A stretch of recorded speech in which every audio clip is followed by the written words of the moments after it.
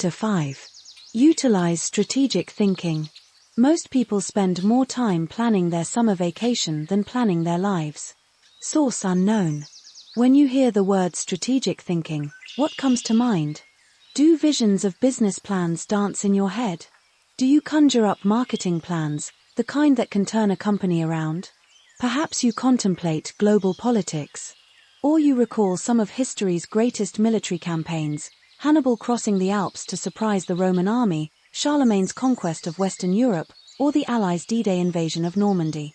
Perhaps, but strategy doesn't have to be restricted to military action or even to business. Strategic thinking can make a positive impact on any area of life. Plan your life, live your plan. I've observed that most people try to plan their lives one day at a time. They wake up, make up their to-do list, and dive into action, although some people aren't even that strategic. Fewer individuals plan their lives 1 week at a time. They review their calendar for the week, check their appointments, review their goals, and then get to work. They generally out-achieve most of their daily planning colleagues. I try to take planning one step further. At the beginning of every month, I spend half a day working on my calendar for the next 40 days. 40 days works for me rather than just 30. That way, I get a jump on the next month and don't get surprised. I begin by reviewing my travel schedule and planning activities with my family. Then I review what projects, lessons, and other objectives I want to accomplish during those 5 to 6 weeks. Then I start blocking out days and times for thinking, writing, working, meeting with people, etc.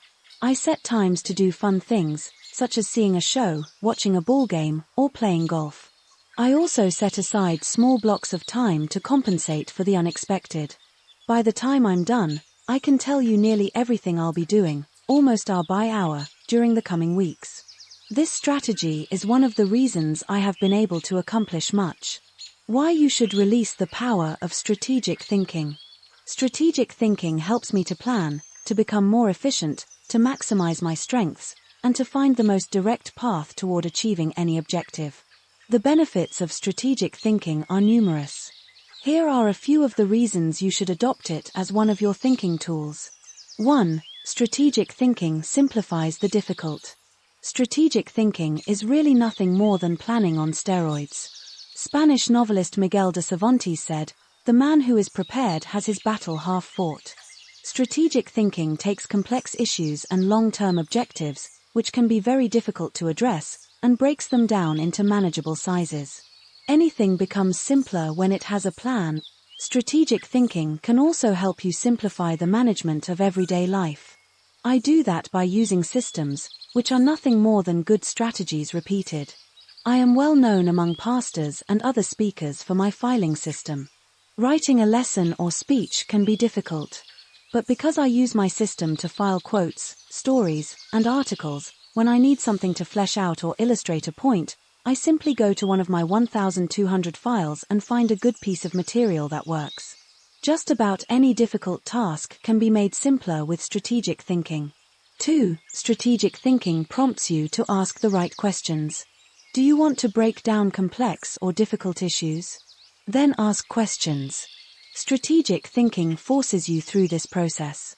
Take a look at the following questions developed by my friend Bob Beale, the author of Master Planning. Direction: what should we do next? Why? Organization: who is responsible for what? Who is responsible for whom? Do we have the right people in the right places?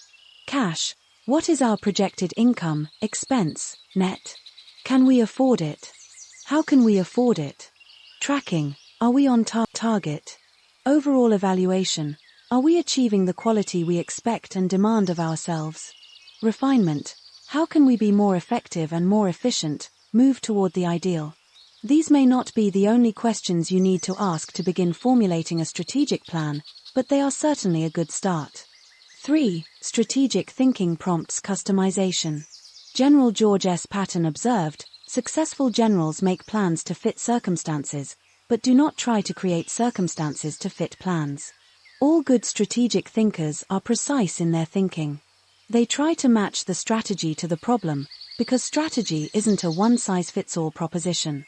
Sloppy or generalized thinking is an enemy of achievement. The intention to customize in strategic thinking forces a person to go beyond vague ideas and engage in specific ways to go after a task or problem. It sharpens the mind. 4. Strategic thinking prepares you today for an uncertain tomorrow. Strategic thinking is the bridge that links where you are to where you want to be. It gives direction and credibility today and increases your potential for success tomorrow. It is, as Mary Webb suggests, like saddling your dreams before you ride them. 5. Strategic thinking reduces the margin of error. Anytime you shoot from the hip or go into a totally reactive mode, you increase your margin for error. It's like a golfer stepping up to a golf ball and hitting it before lining up the shot. Misaligning a shot by just a few degrees can send the ball 100 yards off target. Strategic thinking, however, greatly reduces that margin for error. It lines up your actions with your objectives, just as lining up a shot in golf helps you to put the ball closer to the pin. The better aligned you are with your target, the better the odds that you will be going in the right direction. 6. Strategic thinking gives you influence with others. One executive confided in another, "Our company has a short-range plan and a long-range plan. Our short-range plan is to stay afloat long enough to make it to our long-range plan." That's hardly a strategy, yet that's the position where some business leaders put themselves. There's more than one problem with neglecting strategic thinking in that way. Not only does it fail to build the business, but it also loses the respect of everyone involved with the business. The one with the plan is the one with the power. Doesn't matter in what kind of activity you're involved. Employees want to follow the business leader with a good business plan. Volunteers want to join the pastor with a good ministry plan. Children want to be with the adult who has the well-thought-out vacation plan. If you practice strategic thinking, others will listen to you and they will want to follow you. If you possess a position of leadership in an organization, strategic thinking is essential. How to release the power of strategic thinking. To become a better strategic thinker able to formulate and implement plans that will achieve the desired objective, take the following guidelines to heart. 1. Break down the issue. The first step in strategic thinking is to break down an issue into smaller, more manageable parts so that you can focus on them more effectively. How you do it is not as important as just doing it. You might break an issue down by function. That's what automotive innovator Henry Ford did when he created the assembly line, and that's why he said, "Nothing is particularly hard if you divide it into small jobs." How you break down an issue is up to you, whether it's by function, timetable, responsibility, purpose, or some other method. The point is that you need to break it down. Only one person in a million can juggle the whole thing in his head and think strategically to create solid, viable plans. 2. Ask why before how. When most people begin using strategic thinking to solve a problem or plan a way to meet an objective, they often make the mistake of jumping the gun and trying immediately to figure out how to accomplish it. Instead of asking how, they should first ask why. If you jump right into problem-solving mode, how are you going to know all the issues? Eugene G. Grace says, "Thousands of engineers can design bridges, calculate strains and stresses, and draw up specifications for machines, but the great engineer is the man who can tell whether the bridge or the machine should be built at all, where it should be built, and when." Asking why helps you to think about all the reasons for decisions. It helps you to open your mind to possibilities and opportunities. The size of an opportunity often determines the level of resources and effort that you must invest. Big opportunities allow for big decisions. If you jump to how too quickly, you might miss that. 3. Identify the real issues and objectives. William Feather, author of The Business of Life, said, "Before it can be solved, a problem must be clearly defined. Too many people rush to solutions, and as a result they end up solving the wrong problem. To avoid that, ask probing questions to expose the real issues. Challenge all of your assumptions. Collect information even after you think you've identified the issue. You may still have to act with incomplete data, but you don't want to jump to a conclusion before you gather enough information to begin identifying the real issue. Begin by asking, what else could be the real issue? You should also remove any personal agenda. More than almost anything else, that can cloud your judgment. Discovering your real situation and objectives is a major part of the battle. Once the real issues are identified, the solutions are often simple. 4. Review your resources. I already mentioned how important it is to be aware of your resources, but it bears repeating. A strategy that doesn't take into account resources is doomed to failure. Take an inventory. How much time do you have? How much money? What kinds of materials, supplies, or inventory do you have? What are your other assets? What liabilities or obligations will come into play? Which people on the team can make an impact? You know your own organization and profession. Figure out what resources you have at your disposal. 5. Develop your plan. How you approach the planning process depends greatly on your profession and the size of the challenge that you're planning to tackle, so it's difficult to recommend many specifics. However, no matter how you go about planning, take this advice: start with the obvious. When you tackle an issue or plan that way, it brings unity and consensus to the team, because everyone sees those things. Obvious elements build mental momentum and initiate creativity and intensity. The best way to create a road to the complex is to build on the fundamentals. 6. Put the right people in the right place.